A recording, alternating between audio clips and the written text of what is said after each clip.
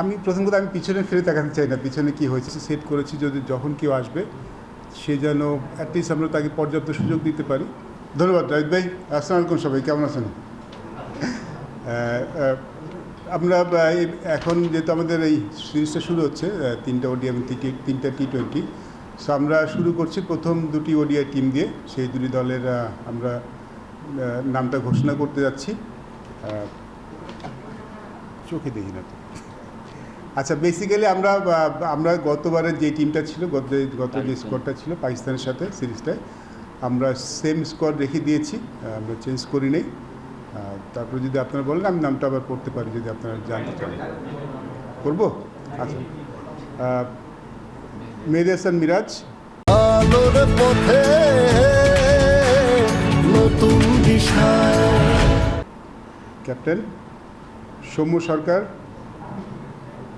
মোহাম্মদ সাইফ হাসান, তানজিদ হাসান, নাজমুল হোসেন শান্ত vice captain, তৌহিদ হৃদয়, লিটন কুমার দাস, আফিফ হোসেন ধ্রুব, মাহিদুল ইসলাম ভূঁইয়া, মোহাম্মদ রিশাদ হোসেন, মোহাম্মদ তানভীর ইসলাম, মোহাম্মদ মুস্তাফিজুর রহমান, তাসকিন আহমেদ, মোহাম্মদ শরীফুল ইসলাম এবং Nahid Rana. So basically same team. আমরা গত সিরিজে যে টিমটা ছিল সেই টিমটাই প্রথম 2টি ওয়ানডের জন্য রেখে দিয়েছি।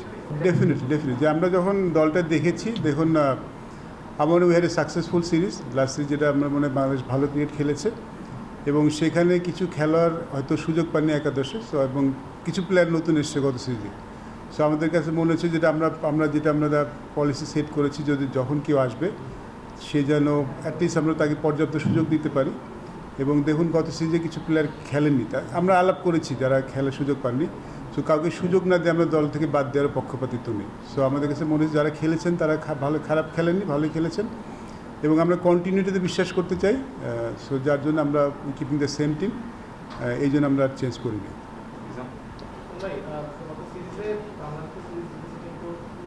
অবভিয়াসলি আগে যে নির্বাচক কমিটি কাজ করেছে তার একটা প্ল্যান নিয়ে কাজ করেছে এবং সাইফ হাসানকে ইনক্লুড করা হয়েছে ওপেনিংয়ে। গত সিরিজটা তিনি খেলেছেন। দেখুন, আমরা জানি ওপেনিং পজিশনে আমরা বেশ একটু চেঞ্জ কয়েকবার আমরা মানে একটু পরিবর্তন করেছি, কিংবা আমরা আসলে এই জায়গাটা একটু সেটেল করতে চাই এবং যখন কাউকে সুযোগ দেওয়া হচ্ছে আমরা মনে করি যে 3টে ম্যাচ ইনাফ না। সো যেহেতু তিনি খেলেছেন আমরা তাকে আরেকটু সুযোগ দিতে চাই, তারপরে হয়তো আমরা we can make a call. So আমরা আসলে এই চপ অ্যান্ড চেঞ্জের মধ্যে যেতে চাই না। যখন কেউ সুযোগ পেয়েছে তাকে আমরা একটা পর্যাপ্ত সুযোগ দিতে চাই। সাইফ হাসান ডেফিনেটলি তার সুযোগটা পাবেন, তার only then we can take a decision যে আমরা ওইখানে অন্য কাউকে চিন্তা করবো কী করবো। আমি প্রথম কথা আমি পিছনে ফিরে তাকাতে চাই না, পিছনে কী হয়েছে না হচ্ছে। আমার আসলে আগে যারা কাজ করেন তাদের নিশ্চয়ই একটা কোনো পরিকল্পনা নিয়েই তারা কাজ করেছেন। আলোচনা আমরা সবার সাথেই করেছি। দেখুন, ক্যাপ্টেন্সি কী হবে না এটা পুরোপুরি বোর্ড ডিসাইড করে, আপনারা জানেন এটা।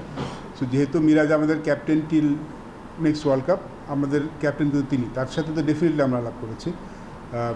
আমরা আমাদের পরবর্তী যেই টি20 ফরম্যাটটা হবে সেটা যদি আমরা এখনও দিচ্ছি না, বাট সেই ক্যাপ্টেনের সাথে আমরা আলাপ করেছি, আমরা কোচের সাথে আলাপ করেছি, আমরা দল করার আগে সবার সাথে আলাপ করেছি। ইট ডাজন্ট মিন যে আমাদের সাথে সবসময় আমরা মিল হবে, এটা খুব স্বাভাবিক। আমরা যখন টিম করব ক্যাপ্টেনের একটা থট থাকে, বাট সিলেকশন কমিটিতে একটা থট অবশ্যই থাকে। সো সবসময় যে তার সাথে একমত হবে এমন না, আবার সবসময় বিমত হবে এমন কোনো কথা নেই। বাট আমরা ডেফিনেটলি আলাপ করবো এবং আলাপটা আমরা করেছি এবং অনেক আগেই করেছি। আমরা একবার না 2-3বার বসেছি ফাইনাল করার আগে। না, আমি কোনো এরকম কিছু শুনিনি যে আমরা ভাইস ক্যাপ্টেনের সাথেও যে একদম আলাপ করি তাও না, বাট ডেফিনেটলি ক্যাপ্টেনের সাথে মূল প্রায়োরিটি তো ক্যাপ্টেন। বাট 2-1জনের যে চিন্তাভাবনা আমরা নেই তা না, আমরা তো টুকটাক কথা বলেছি। বাট দিন শেষে তো আসলে টিমটা তো স্কোয়াডের সিলেক্টারদের দেয়, বাট আমরা সবার সাথে আলাপ করে নিয়েছি। ডাজন্ট মিন যে সবার সাথে আমাদের মিলবে কিংবা সবার কথা আমরা রাখতে পারবো। যেটা হয় স্কোয়াড করতে হলে তো আপনার মত দ্বিমত হয়, বাট আমরা কথা সবার সাথে বলেছি ডেফিনেটলি।